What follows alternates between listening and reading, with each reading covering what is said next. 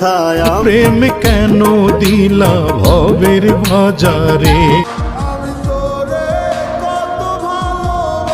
কষ্টের এক গান গিয়ে রাতারাতি তারকাকৃতি পেয়েছে এমন কয়েকজন শিল্পীর সাথে আপনাদের পরিচয় করিয়ে দেব।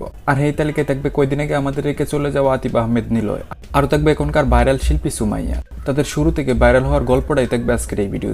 তো স্পেশাল এই ভিডিওর জন্য একটা লাইক তো দিতেই পারেন নাকি। তো চলুন দেখে নেওয়া যাক। আমি বলি আতিফ আহমেদ নিলয়ের কথা, যাকে আমরা কয়দিন আগে হারিয়েছি।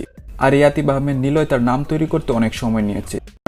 ব্যথায় আমার লাগছে বন্ধু কলিজার ভেতর। একদিন সে নিলয় বনে যায়নি, তার গান চর্চা অনেক আগে থেকেই, কিন্তু সে জনপ্রিয়তা পায় শামসুল অফিসিয়াল ইউটিউব চ্যানেলে কাজ করার পর থেকেই। সেখান থেকে সে অনেকগুলো হিট গান উপহার দিয়েছে আমাদের। তার মধ্যে কিছু গান মানুষের অন্তরে গেঁথে রয়েছে, কারণ মানুষ তার এই গানগুলো অন্তর থেকে ভালোবেসে। কষ্টের গান গিয়ে যারা জনপ্রিয়তা পেয়েছে তাদের মধ্যে আতিফ আহমেদ নিলয় অন্যতম। তারপর রয়েছে জনপ্রিয় শিল্পী মনির খান, যাকে নতুন করে পরিচয় করিয়ে দেওয়ার দরকার নেই, তাকে A to Z সবাই চিনেন। একদিন থাকবো না আমি। সে একটা সময় বাংলা সিনেমার গানের জন্য অন্যতম শিল্পী ছিল।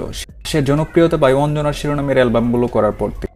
অঞ্জনাকে নিয়ে সে যতগুলো গান করেছে সবগুলোই হিট। আর অনেকে বলে নারীরা ছেড়ে গেলে নাকি পুরুষ ধ্বংস হয়ে যায়, তবে মনির খানের ক্ষেত্রে হয়েছে তার উল্টোটা। কারণ অঞ্জনা তাকে ছেড়ে যাওয়ার পর থেকেই তার ক্যারিয়ারের মোড় ঘুরেছে। সে তার আবেগ দিয়ে গানগুলো করার পর সবগুলো গানই হিট হয়। বাস্তব জীবন থেকে নেওয়া হয়েছে তার এই গানের কথাগুলোও, যে কারণে শহর থেকে গ্রাম পর্যন্ত প্রত্যেকটা মানুষের কাছে পৌঁছে গিয়েছে তার এই গানগুলো।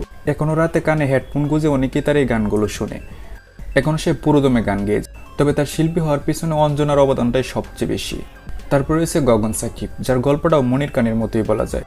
মনির খানের মতো তাকেও কেউ ছেড়ে গিয়েছিল, আর সেই থেকেই তাকে ভুলে থাকার জন্য নিজেকে অন্যভাবে প্রেজেন্ট করা শুরু করে সে। আর সেখান থেকেই তার গান গাওয়া শুরু, কিন্তু তার গানে তেমন উন্নতি হচ্ছিল না। কিন্তু যখন তাকে শামসুল অফিসিয়াল ইউটিউব চ্যানেলে গান করার সুযোগ করে দেওয়া হয়, তখনই তার প্রতিভা বিকশিত। কারণ এখান থেকেই তার বাস্তব জীবনের কাহিনীটা অবলম্বনে নেশার নৌকা গানগুলো বের করা হয়। আর আবেগ দিয়ে গানগুলো করার জন্য রাতারাতি এগুলো ভাইরাল হয়।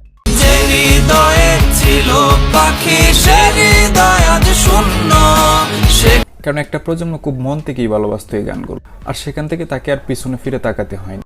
নেশার নৌকার অনেকগুলো সিকুয়েল আসছে ইতিমধ্যেই, আর সবগুলো সিকুয়েলই হিট। তাছাড়াও তার আরও অনেক বিচ্ছেদ গান রয়েছে, সবগুলোই হিট। তার একটা নিজস্ব ইউটিউব চ্যানেলও রয়েছে এখন, যাতে তার সাবস্ক্রাইবার 8 লাখ প্লাস। সেখান থেকে অনেক গানই আপলোড করা হয় এখন। তারপর রয়েছে রাস্তার মেয়ে ভাইরাল সুমাইয়া। গগন সাকিবকে ভালোবেসে তার অনেকগুলো গান মুখস্থ করে রাস্তায় রাস্তায় মানুষকে শুনিয়েছিল এতদিন। আর এখন গগন সাকিব তার এই ভক্তের চাহিদা পূরণ করে যাচ্ছে, কারণ সে তাকে দিয়ে তার স্টুডিওতে অনেকগুলো গান করাচ্ছে। তার নেশার নৌকা মৃত আত্মা এই গানগুলো সে কাভার করে, আর এই গানগুলো মিউজিকের সাথে কাভার করানোর পর রাতারাতি তারকা বনে যায় সুমাইয়া।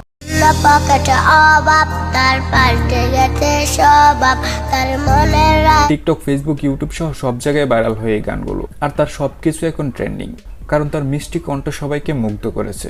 আর তাকে এই সুযোগটা করে দিয়েছে গগন সাকিব। এই জন্য সুমাইয়া তাকে সারা জীবন মনে রাখবে।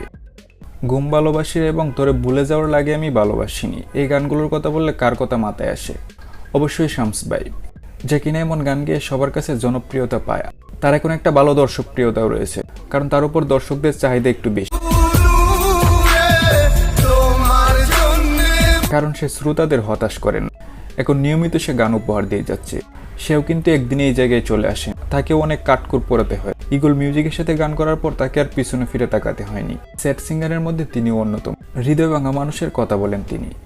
এই ছিল আজকের ভিডিও। কেমন লাগলো কমেন্ট করে অবশ্যই জানাবেন। ভালো থাকবেন, সুস্থ থাকবেন। Till then, take care.